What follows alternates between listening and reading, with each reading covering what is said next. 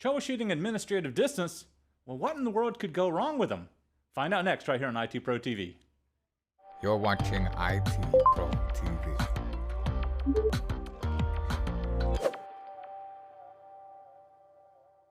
All right, we are actually back and we are taking a look at troubleshooting administrative distance. As I actually think about it, I wonder what in the world could actually go wrong with them. Here to help us out is going to be Anthony Sequeira.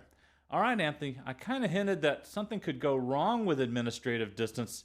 Is that actually true?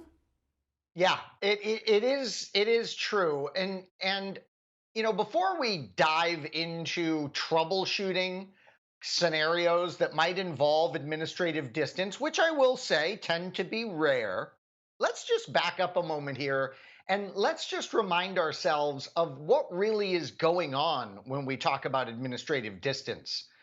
First of all, I'm going to put Ronnie on the spot here. I'm going to ask Ronnie for how he likes to define, in plain English, how he likes to define administrative distance for his CCNA students. Ronnie, how do you like to describe this? All right, so Anthony, the way that I've always described the idea of administrative distance is it's a way to rank the routing protocols that the router is actually going to end up choosing. So that's how I like to define it. The lower the ranking, the better it's actually going to use that particular routing protocol. Wow. Okay, I like it. And I knew this would happen. It seems like every time I ask an instructor this, they have a slightly different way it's described. I really, really like Ronnie's. It's a ranking. Yeah, it's a ranking assigned by engineers of Cisco, and it's the believability of the routing protocol. That's another descriptor I hear often that I love, the believability ranking of the routing protocol. Now, I said that it's not all that common that we run into this, and you're probably understanding one of the reasons why right away, and that is in a lot of designs today, we have an area of the enterprise network that is running a single routing protocol. So its chances of learning about a prefix from two different dynamic routing protocols are absolutely zero since it is running a single routing protocol.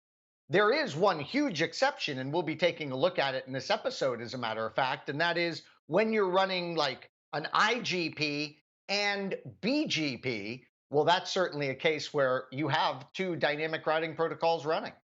Yeah, now, Anthony, I was about to ask that question, like, when do we actually see those scenarios? But that's a great scenario. What about another possibility here? And you just tell me whether I'm right or wrong with this. What if I'm actually transitioning from, let's say, the idea here of actually moving from EIGRP, transitioning over into another interior gateway protocol like OSPF? Is that when I'd also see mixed administrative distances as well? You better believe it, Ronnie. That is by far the most common scenario where we have a couple of things that we are doing that we don't normally do. Not only are we tending to run multiple routing protocols as we're doing some kind of technology migration when it comes to the layer 3 routing protocol, but also we tend to do redistribution in those scenarios. And administrative distance can come into play big time when we are doing redistribution. Now, I know redistribution actually scares a lot of students. They don't really understand it. It gets complicated real quickly for them, and they're afraid of it because they have heard horror stories of layer 3 infrastructures being brought to their knees because of a routing loop in redistribution. One of the episodes here in ENARSI that you can definitely look forward to is our episode where we'll tackle redistribution, and I think you'll come away from that experience loving it. Well, what we've put in the show notes for you is a nice look at the administrative distances of the various routing protocols from Cisco systems. And by the way, you will notice that static routes are part of this too. We haven't mentioned that. And it's no surprise that a static route gets the second best administrative distance of all the AD values, and that is a value of 1. So when you have a routing protocol like OSPF and it's got an AD of 110, and you have a static route with an AD of 1, it overrides, and the static route would go into the routing table and be used instead of the OSPF prefix. And when you think about it, that's exactly how we would want it to work, right? You, as the godlike administrator, you walk up to that device and you say, I don't care what routing protocol you're using, fancy pants. And then you go ahead and you configure a static route. With the static route having an AD of 1, it's certainly going to win out over the dynamic routing protocol. So again, we've given you the list of the default AD values in the show resources, and you really need to make flashcards on these AD values if you have not already, and pretty much commit them to memory. I know all the big ones like OSPF and EIGRP and EIGRP external and IBGP and EBGP. Do I remember that RIP is 120? I did just then, but I definitely have gone through periods of my life where someone had to remind me what the heck it was. And the reason why, of course, the AD for RIP starts to slip from my memory banks is who the heck uses RIP anymore? So as protocols are no longer seen that much, of course, you can start to safely forget the AD value. But Ronnie, let's do a little fun here with this. Let's go to my command line because I have set up for us. This is really fun. I just went into Viral and I just like spun up 5 routers real quick. And I said, Viral, go ahead and pre-configure for us all of the IGP and EGP, all of the interior gateway protocol stuff, and automatically configure the exterior gateway protocol stuff with BGP and knock yourself out. I just want full connectivity. Well, when it was done, it created kind of an interesting situation. Let's look at the BGP table on this R1 device and look at this. We actually saw this when we were all working together in the Encore show here at IT Pro TV. But when we look at this, we see that there's these RIB failures, these routing information-based failures. What this means is these prefixes are in the BGP topology table, but 4 of them did not make it into the routing table. Something beat them, or for some reason, the prefixes aren't in the routing table. And let's just confirm this with show IP route and do a filter for BGP. We can see there is no BGP prefix information in the routing table. And you might say, well, wait a minute, Anthony. There was one of the prefixes that was considered valid and the best path. Where is it in the routing table? Well, look at that address. That's the loopback on this machine. So if I do a show IP route without the BGP filter, I'm going to see the 192.168.0.1, and it's in the routing table as a connected prefix. And guess what the AD is of connected prefixes? 0. It's 0. You got it, Roddy. Yeah, 0. You talk about believability. When something's directly attached to you, it's very believable. Imagine that. So let's go ahead and have some fun with this. By the way, first of all, is the RIB failures, is that a problem? Well, I mean, in some designs, it wouldn't be. In fact, you would prefer it this way. What's happening right now? Well, those prefixes that we saw had the RIB failure, those are learned on this device using IBGP peerings. So those have a really crappy, and that's the technical term, crappy administrative distance of 200. So OSPF for those prefixes with its AD of 110 won that battle, but these prefixes are just waiting in the wings, if you will. And if there was a problem with OSPF, they would be injected into the routing table and used. So this isn't necessarily a bad thing. And by the way, not to get us too sidetracked here on an exploration of BGP, because that's for later episodes here in NRC, but I did want to point this out. There is a show IP BGP rib failure command that will tell you Nice. whether or not it's administrative distance that's causing your rib failure. The rib failure could technically be something else. Okay, so what if we wanted to manipulate AD? Well, the first tip I have for you is don't forget it's a router by router type configuration. So, whatever you're going to do on this router, you'd want to do to all of the other routers in your autonomous system.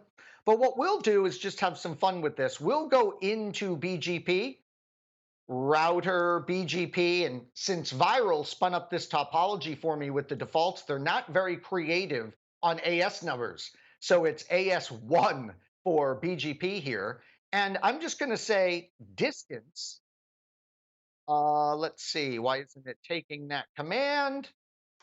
Router BGP1. Oh, I know why it's not taking the command. This is hilarious. Uh, Viral likes to do the BGP configuration using the address family configuration mode. So no problem. Let's do this. Let's do a show run and let's begin with router BGP so we can see the layout of that address family configuration mode.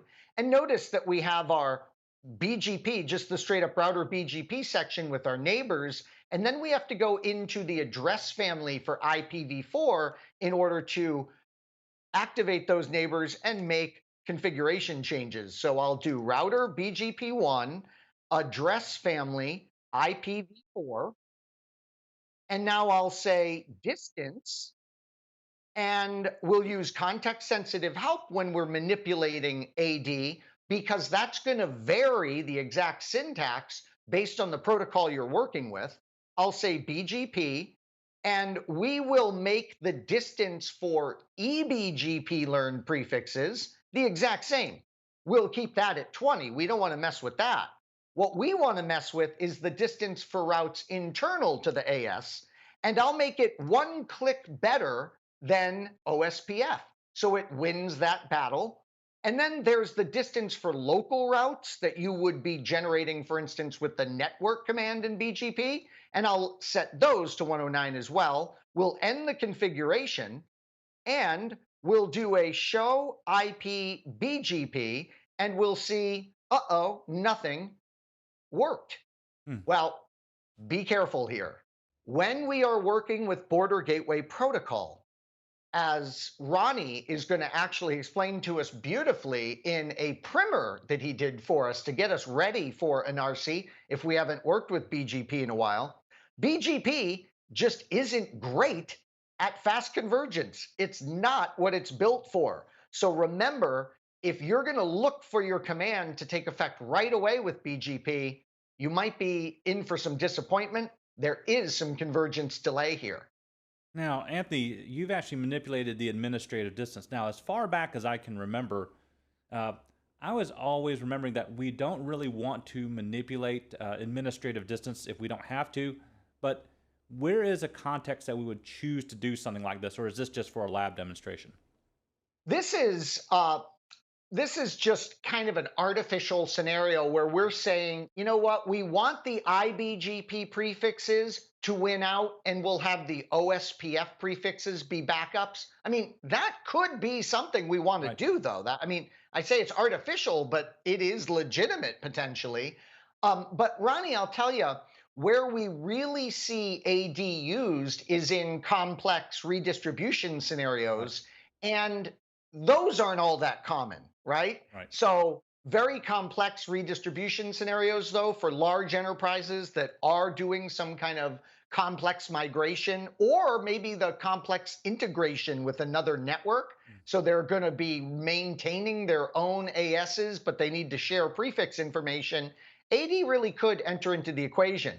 And I know you, Ronnie, you're such and it's why one of the reasons you're so esteemed in this industry of networking, you are so logical when it comes to approaching problems. I know one of the things you look at this and you go, hey, wait a minute. If you don't want the OSPF prefixes, don't advertise those loopbacks at OSPF. And absolutely, I mean, there are common sense approaches to this. But let's see, by the way, Ronnie, we've been having a conversation here that's lasted a couple of minutes. So let me turn back to the console and nothing up my sleeve. We're going to run show IP BGP again. And look at that. We still have not had any recalculation of the AD. So I can definitely speed things along. I will say, let's refresh the routing table information on this device. I'm thinking that having the router just take all of the prefixes, and I wouldn't do this in production for obvious reasons, but right here we don't have time to wait. If I do a clear IP route asterisk and have this device purge that routing table, it's certainly going to need to go through all of its intelligence to rebuild it. I'm thinking that will do the trick. So let's take a look now at the show IP BGP command once again, and look at that. It did work. So now we have all of these prefixes marked as valid and best, and that should have impacted the routing table. If I do a show IP route, I see, yeah, it's bringing in as BGP prefixes those loopbacks where it can reach the next hop, where it has, all of the parameters that are necessary for the prefix to actually be injected into the routing table. We can see in this example, it's just the 192.168.02, but you get the idea. This was not a BGP learned prefix before.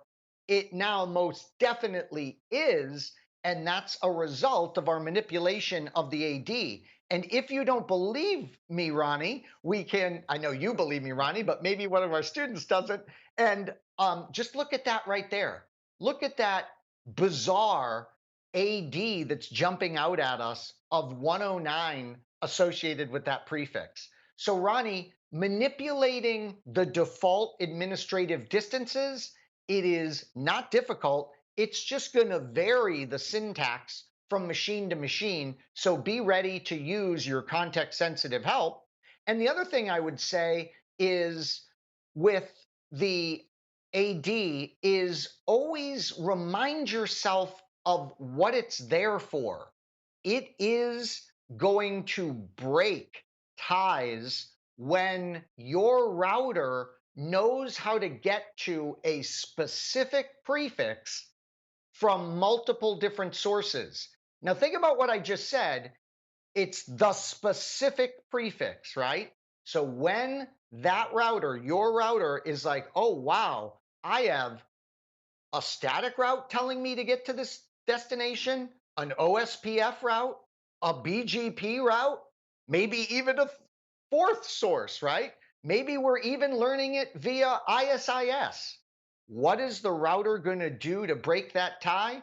Well, administrative distance comes to the rescue. All right, Anthony. Well, thank you again for helping us to review and understand more about the nature of the administrative distance that we may have to troubleshoot, and also showing us how to manipulate it if we actually need to. Now, Anthony also did mention that we'll include in, of course, the show resources, or our learner resources here, a table that will actually help you to be able to memorize all these if you haven't done it already. Well, that's going to be enough for this particular episode. So signing off for IT Pro TV, I'm your host, Ronnie Wong. And I'm Anthony Sequeira. Stay tuned right here for more of your Cisco ENARSI show. Thank you for watching IT Pro TV.